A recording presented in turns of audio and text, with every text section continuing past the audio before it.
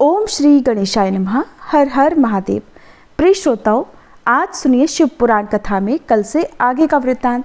श्री ब्रह्मा जी बोले, सब देवता मेरे पास आकर अपना दुख बताने लगे। देवताओं का दुख सुनकर मैंने कहा, मैं तो तारकासुर को मार ही नहीं सकता। इसे तो मैं ही क्या, भगवान श्री हरि विष्णु और भगवान शिव जी भी नहीं मार सकते। हाँ, परंतु भगवान शिव के तेज से उत्पन्न पुत्र ही इसे मार सकता है। इसलिए दक्ष की पुत्री सती ने इस समय हिमाचल के यहाँ मैना के गर्भ से पार्वती के रूप में जन्म लिया है। उनका विवाह भगवान शिव से होगा। उनसे जो पुत्र होगा वही तारकासुर को मार सकेगा। अब तुम लोग भगवान शिव के पास जाकर देवी पार्वती जी का विवाह उनसे कराने का प्रयत्न करो। फिर मैं भी स्वयं तारकासुर के पास जाकर उसे समझाने का प्रयास करने लगा। मैंने उससे कहा, हे पुत्र, मैंने तुम्हें इसलिए वरदान नहीं दिए थे कि तुम अपनी सीमाओं को लांघ जाओ। ये स्वर्ग तो देवताओं के लिए बनाया गया है। तुम अतिशीघ्र इसे छोड़कर पृथ्वी पर लौट जाओ और पृथ्वी पर ही राज्य करो, नहीं तो तुम्हें दुख भोगने पड़ेंगे। मैं उसे समझाकर चला आया। तारकासुर ने भी स्वर्ग को छोड़ दिया और पृथ्वी पर शोणित नगर पर शासन करने लगा। देवता स्वर्ग में इंद्र के साथ रहने लगे। सब देवताओं ने विचार करके शिव जी से विवाह की बात सोची। इंद्र ने कामदेव को बुलाकर उनसे कहा कि तुम शिव जी के पास जाकर उनमें काम उत्पन्न करो, जिससे पार्वती जी का विवाह उनसे हो सके। ब्रह्मा जी के वरदान के अनुसार तारकासुर को केवल भगवान शिव जी का पुत्र ही मार सकता है। तब कामदेव ने कहा, मैं इस कार्य को अवश्य पूरा करूंगा। कामदेव शिव जी की माया से मोहित होकर बसंत और रति के साथ वहां जा पहुंचा, जहां पर भगवान शिव तपस्या में लीन थे। वहां पहुंचकर कामदेव ने अपनी माया फैलाई। उसने सुंदर सुंदर फल और फूलों से वन उपवनों को सजा दिया। बसंत की बहार खिल उठी, शीतल मंद सुगंध बहने लगी। नदी और सरोवरों में कमल खिल गए। कोयल मधुर शब्द बोलने लगी, भौरे गुंजारने लगे। कामदेव ने संपूर्ण संसार को मुग्ध करने वाले काम बाण चलाए। इतना सब कुछ होने पर भी शिवजी पर इसका कुछ भी असर नहीं पड़ा। उसी समय जगत जननी पार्वती जी भी सखियों के साथ पूजा करने आई। वे एक तरह से कामदेव की सहायक बन गई। शिव जी का ध्यान हटा तो सकाम भाव से वे सोचने लगे कि ये सब क्या हो रहा है, मेरी तपस्या में ये विघ्न कैसे आ गया। शिव जी अपनी अद्भुत दशा देखकर काम से पीड़ित होकर इधर उधर देखने लगे। उनके क्रोध से समस्त दिशाएं कांपने लगी। देवता डर गए, स्वयं कामदेव भी घबरा गए। कामदेव को धनुष बाण धारण किए देखकर भगवान शिव के क्रोध में और वृद्धि हो गई, जिससे उनका तीसरा नेत्र खुल गया।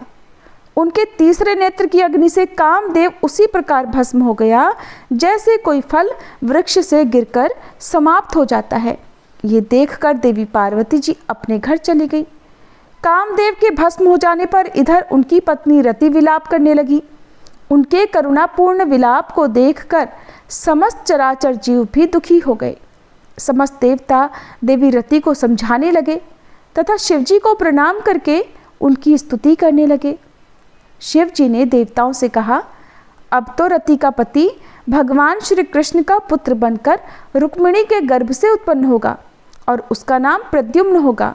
शांब नाम का दानव उसे चुराकर समुद्र में फेंक देगा और यह रति शंबर के नगर में निवास करेगी और फिर इसे इसका पति मिल जाएगा। देवता बोले, हे प्रभु, कामदेव को तो हमने भेजा था, वह देव कार्य करने के लिए आया था। ये रति उस समय तक जीवित कैसे रहेगी प्रभु? तब तक आप ही इसकी रक्षा करें।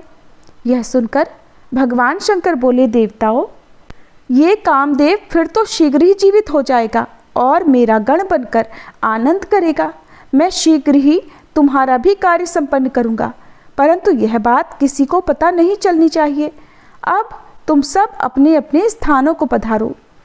इधर कामदेव के भस्म हो जाने के पश्चात देवी पार्वती जी जब अपने घर पहुंची तो उन्हें 24 घंटे खाते पीते उठते बैठते सोते जागते शिव जी का विरह सताने लगा। तब एक दिन देवर्षि नारद घूमते फिरते हिमाचल के यहाँ पधारे। हिमाचल ने देवर्षि नारद का सत्कार करके बिठाया। इसके पश्चात हिमाचल ने नारद जी को कामदेव के भस्म हो जाने और पुत्री पार्वती के द्वारा शिव पूजन का समाचार सुनाया। नारद जी देवी पार्वती जी के पास जाकर बोले, हे पार्वती जी, आपने बिना तप किए भगवान भोलेनाथ को प्राप्त करने की कोशिश की थी और आपके अंदर कुछ अभिमान भर गया था। अब आप भगवान भोले शंकर को प्राप्त करने के लिए तप करो। नारद जी ने देवी पार्वती जी को ओम नमः शिवाय पंचाक्षर मंत्र की दीक्षा दी और उसकी विधि बतलाकर नारद जी वहाँ से चले गए। फिर नारद जी के बताए अनुसार पार्वती जी ने अपने पिता हिमाचल से शिव जी को प्राप्त करने के लिए तपस्या करने की आज्ञा मांगी। पिता हिमाचल ने कहा कि पुत्री, तुम अपनी माता से पूछकर तप करने चली जाओ। माता ने कहा, बेटी, तपस्या तो तुम अपने घर में कर सकती हो, वन में तो अनेक बाधाएं उत्पन्न होती हैं और स्त्रियों का शरीर वन में रहकर तप करने योग्य नहीं होता। देवी पार्वती यह सुनकर अत्यंत दुखी हुई। पुत्री को दुखी देखकर माता ने आखिर वन में ही तपस्या करने की आज्ञा दे दी। फिर पार्वती जी माता पिता को प्रणाम कर उस स्थान पर गईं जहाँ पर शिव जी ने कामदेव को भस्म किया था और जहाँ से गंगा निकली थी। वहाँ पार्वती जी ने वेदी का निर्माण करके पंचाक्षर मंत्र ओम नमः शिवाय का जाप प्रारंभ कर दिया। वे गर्मी में पंचाग्नि तप, वर्षा और शीतकाल में शीतल जल में बैठकर मंत्र का जाप करती रहीं। इसी प्रकार जप करते करते उन्हें 3000 वर्ष बीत गए। पार्वती जी के इस कठिन तप को देखकर देवराज इंद्र और सभी देवता उनके दर्शनों के लिए आने लगे, क्योंकि अभी तक इतना कठोर तप किसी ने नहीं किया था। पार्वती जी के तप से त्रिलोकी तप्त होने लगी। ऋषि, मुनि, यक्ष, गंधर्व, देवता और दानव आदि सब मिलकर ब्रह्मा जी के पास गए। ब्रह्मा जी इन सब को लेकर श्री हरि के पास गए। सबने उन्हें संतप्त होते समस्त लोगों का हाल सुनाया। श्री हरि ने कहा, हे बंधुओं, यह सब पार्वती जी की तपस्या का परिणाम है। तुम सब मिलकर भगवान शंकर के पास जाओ। यह सुनकर कामदेव के भस्म हो जाने का स्मरण कर सब कांपने लगे। इस पर श्री हरि ने उन्हें समझाया कि तुम लोग डरो मत, भगवान शिव तो बहुत ही दयालु हैं। वे हम सब के स्वामी हैं, वे अवश्य ही रक्षा करेंगे, इसलिए तुम सब उनकी शरण में शीघ्र पहुँचो। तब श्री हरि की बात मानकर सभी लोग भगवान शंकर की शरण में पहुँचे। नारद जी को आगे करके सभी ने आनंद पूर्वक उन्हें प्रणाम किया और उनकी स्तुति की। तब सभी देवतागण बोले, हे भगवान, हम आपकी शरण में आए हैं, आप हमारी रक्षा करें। तब भगवान शंकर ने ब्रह्मा जी को संबोधित करते हुए पूछा कि आप लोग यहाँ मेरे पास किस लिए आए हैं। तब श्री हरि ने कहा, भगवान, तारकासुर के कारण हम सब पीड़ित हैं। उसने हमें अपने स्थान से च्युत कर दिया है। आप हिमाचल की पुत्री पार्वती जी के साथ विवाह करके एक पुत्र उत्पन्न करें, उन्हीं के द्वारा उसका वध होगा। यह सुनकर शिव जी बोले, मैं पार्वती जी से विवाह नहीं करूँगा, मैंने काम को भी भस्म कर दिया है। इतना कहकर भगवान शंकर अपने आत्मचिंतन में लीन हो गए। इस पर सभी ने नंदीश्वर के कहने पर पुनः उनकी स्तुति की। शिव जी पुनः अपने ध्यान से जागे और देवताओं की अभिलाषा को समझकर बोले, ये विवाह बंधन का कारण है, परंतु मैं भक्तों के अधीन होने के कारण अनुचित कार्य भी कर बैठता हूँ। यद्यपि मेरे मन में विवाह करने की कोई रुचि नहीं है, फिर भी मैं पुत्र प्राप्ति के लिए गिरिजा के साथ विवाह करूँगा। तुम सब देवता अब निर्भय होकर अपने अपने घर जाओ, मैं तुम्हारा यह कार्य भी सिद्ध करूँगा। इस विषय में अब कोई विचार नहीं करना चाहिए। ब्रह्मा जी कहते हैं, नारद, ऐसा कहकर भगवान शंकर मौन हो समाधि में स्थित हो गए और श्री विष्णु आदि सभी देवता अपने अपने धाम को चले गए। ब्रह्मा जी कहते हैं, देवताओं के अपने आश्रम में चले जाने पर पार्वती जी के तप की परीक्षा के लिए भगवान शंकर समाधिस्थ हो गए। वे स्वयं अपने आप में अपने ही परात पर स्वस्थ, माया रहित तथा उपद्रव शून्य स्वरूप का चिंतन करने लगे। उस ध्येय के रूप में साक्षात भगवान महेश्वर ही विराजमान है। उनकी गति का किसी को ज्ञान नहीं होता। तात उन दिनों पार्वती देवी बड़ी भारी तपस्या कर रही थी। उस तपस्या से रुद्रदेव भी बड़े विस्मय में पड़ गए। भक्ताधीन होने के कारण ही वे समाधि से विचलित हो गए और किसी कारण से नहीं। तदंतर सृष्टिकर्ता हर ने वशिष्ठ आदि सप्तऋषियों का स्मरण किया। उनके स्मरण करते ही वे सप्तऋषि वहाँ शीघ्र आ पहुँचे। उनके मुख पर प्रसन्नता छा रही थी और वे सब के सब अपने सौभाग्य की सराहना करते थे।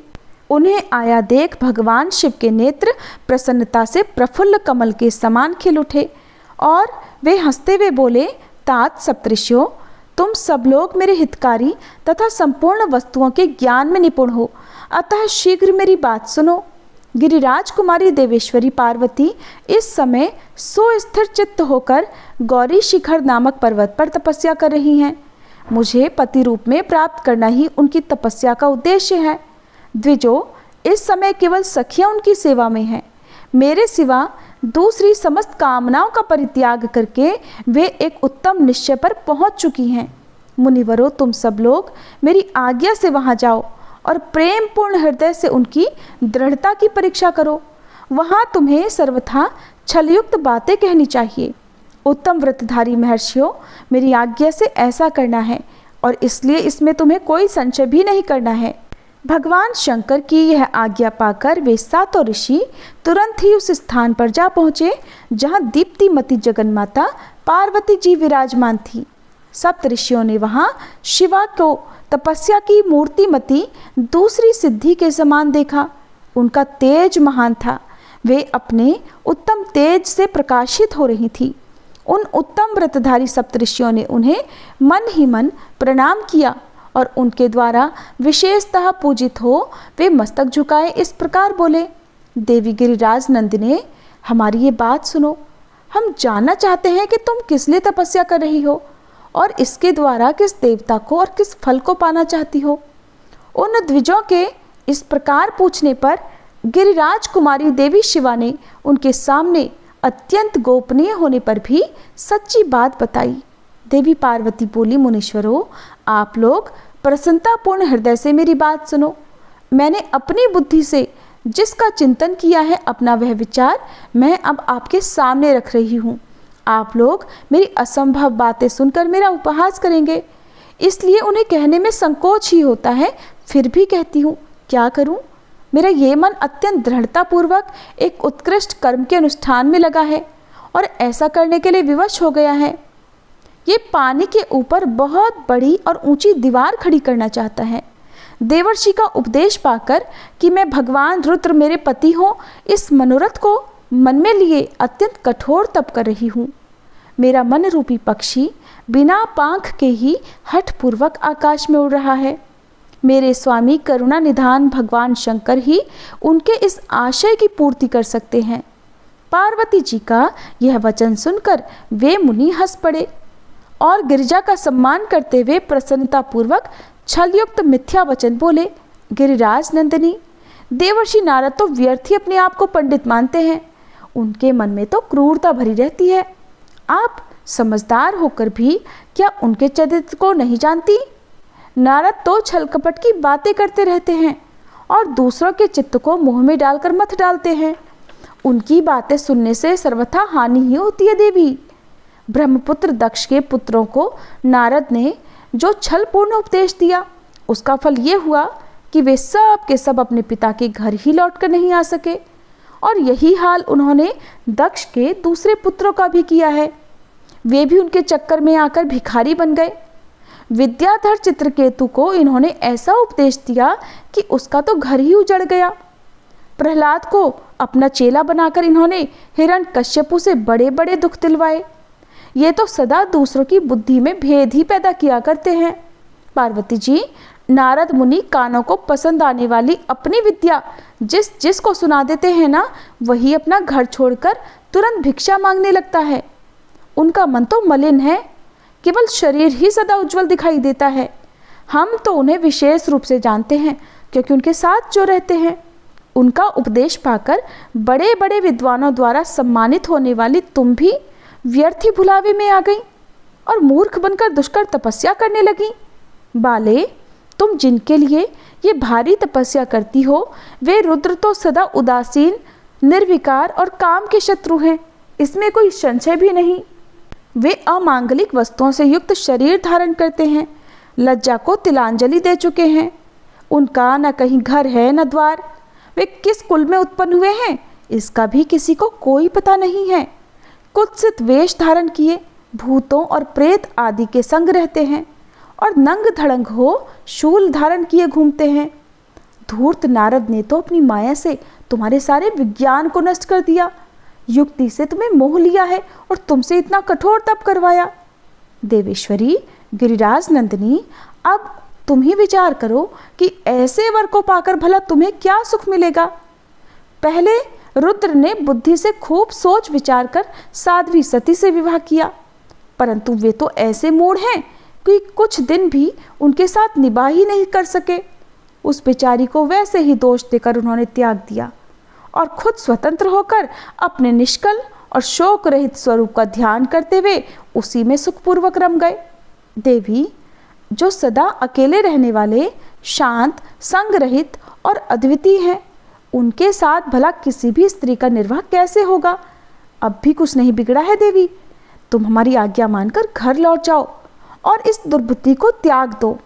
महाभागे, इसमें ही तुम्हारा भला है। तुम्हारे योग्य वर तो हैं भगवान विष्णु, जो समस्त सद्गुणों से युक्त हैं। वे वैकुंठ में रहते हैं, लक्ष्मी जी के स्वामी हैं और नाना प्रकार की क्रीड़ाएं करने में भी कुशल हैं। उनके साथ हम तुम्हारा विवाह करा देंगे और वो विवाह तुम्हारे लिए तो समस्त सुखों को देने वाला होगा। पार्वती, तुम्हारा जो रुद्र के साथ विवाह करने का हठ है ना, ऐसे हठ को छोड़ दो और सुखी हो जाओ। ब्रह्मा जी कहते हैं, नारद, उनकी ऐसी बातें सुनकर जगदम्बिका पार्वती हंस पड़ी और पुनः उन ज्ञान विशारद सप्तऋषियों से बोली, मुनीश्वरों, आपने अपनी समझ से ठीक ही कहा है, परंतु द्विजो, मेरा हठ भी छूटने वाला नहीं है। मेरा शरीर पर्वत से उत्पन्न होने के कारण मुझ में स्वाभाविक कठोरता विद्यमान है। अपनी बुद्धि से ऐसा विचार कर आप लोग मुझे तपस्या से रोकने का कष्ट तो बिल्कुल ना करें। देवर्षि का उपदेश वाक्य मेरे लिए परम हितकारक है, इसलिए मैं उसे कभी नहीं छोड़ूंगी। वेद वेदता भी ये मानते हैं कि गुरुजनों का वचन हितकारक है। गुरुओं का वचन सत्य होता है। ऐसा जिनका दृढ़ विचार है, उन्हें इहलोक और परलोक में परम सुख की प्राप्ति होती है और दुख कभी नहीं होता। अब मेरा घर बसे या उजड़ जाए, मुझे तो यह हठ ही सदा सुख देने वाला है। मुनीश्वरों, आपने जो बातें कही हैं, मैं उनका आपके कहे हुए तात्पर्य से बिल्कुल अलग ही अर्थ समझती हूँ। अब मैं ये सत्य सत्य कहती हूँ, अगर सूर्य पश्चिम दिशा में उगने लगे, मेरू पर्वत अपने स्थान से विचलित हो जाए, अग्नि शीतलता को अपना ले या फिर कमल पर्वत शिखर की शिला के ऊपर खिलने लगे, तो भी मेरा हठ नहीं छूट सकता, और ये मैं सच्ची बात कहती हूँ। ब्रह्मा जी कहते हैं, नारद, ऐसा कहकर उन मुनियों को प्रणाम करके गिरिराज कुमारी पार्वती निर्विकार चित्त से शिव जी का स्मरण करती हुई चुप हो गईं। इस प्रकार गिरिजा के उस उत्तम निश्चय को जानकर वे सप्तऋषि भी उनकी जय जयकार करने लगे और उन्होंने पार्वती जी को उत्तम आशीर्वाद दिए। मुने, गिरिजा देवी की परीक्षा करने वाले वे सातों ऋषि उनको प्रणाम करके प्रसन्नचित्त हो शीघ्र ही भगवान शिव के स्थान को चले गए।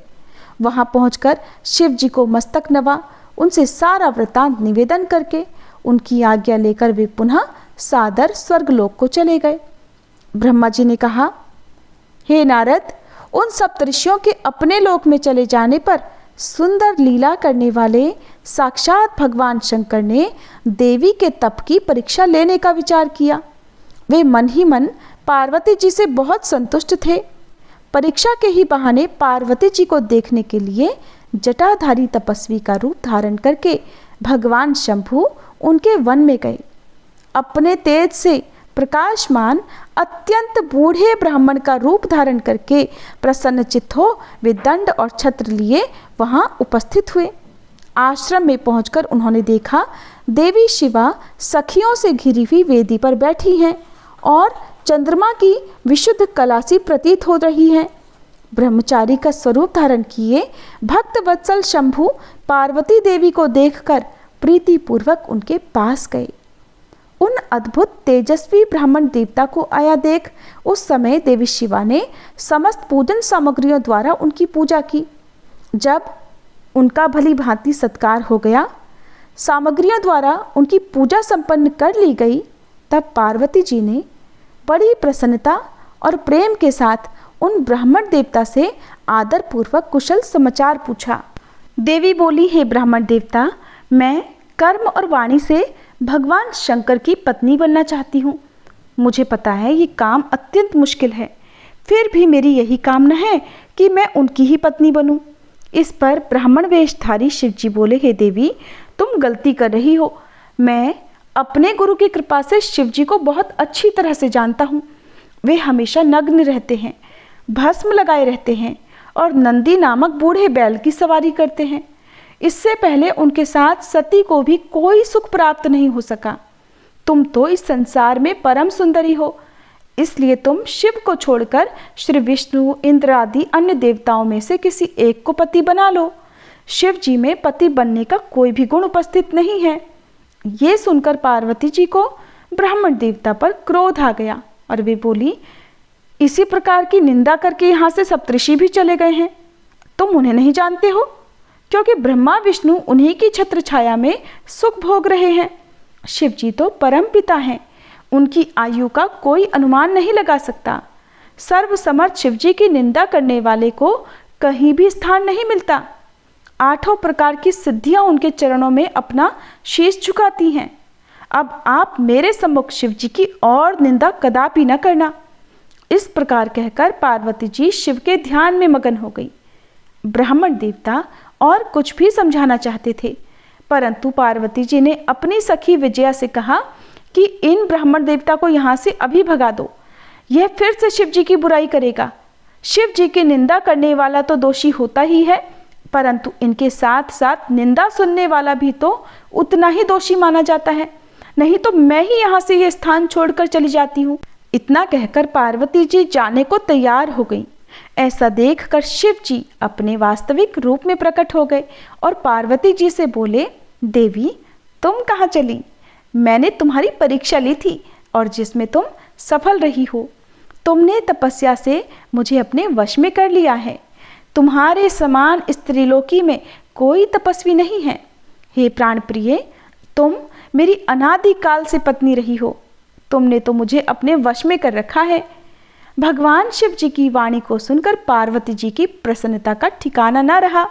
देवी पार्वती ने लज्जावश अपना मुंह नीचे की ओर कर लिया। तब भगवान शिव उनसे फिर बोले, प्रिय, बताओ, मुझे छोड़कर कहाँ जाओगी? अब मैं फिर कभी तुम्हारा त्याग नहीं करूँगा। मैं प्रसन्न हूँ, वर मांगो। मुझे तुम्हारे लिए कुछ भी अदेय नहीं है। देवी, आज से मैं तपस्या के मोल खरीदा हुआ तुम्हारा दास हूँ। तुम्हारे सौंदर्य ने भी मुझे मोह लिया है। अब तुम्हारे बिना मुझे एक क्षण भी युग के समान जान पड़ता है। देवी, लज्जा छोड़ो, तुम तो मेरी सनातन पत्नी हो। गिरिराज नंदिनी महेश्वरी, मैंने जो कुछ कहा है उस पर श्रेष्ठ बुद्धि से विचार करो। सुस्थिर चित्त वाली पार्वती, मैंने नाना प्रकार से तुम्हारी बारंबार परीक्षा ली है। लोक लीला का अनुसरण करने वाले मुझ स्वजन के अपराध को क्षमा कर दो। शिवे, तीनों लोकों में तुम्हारी जैसी अनुरागिणी मुझे दूसरी कोई नहीं दिखाई देती। मैं तो सर्वथा तुम्हारे अधीन हूँ। तुम्हारी इच्छा पूर्ण हो। प्रिय, आओ, मेरे पास आओ। तुम मेरी पत्नी हो और मैं तुम्हारा वर हूँ। तुम्हारे साथ मैं शीघ्र ही अपने निवास स्थान उत्तम पर्वत कैलाश को चलूँगा। ब्रह्मा जी कहते हैं, देवाधिदेव महादेव जी के ऐसा कहने पर पार्वती देवी आनंद मगन हो उठी।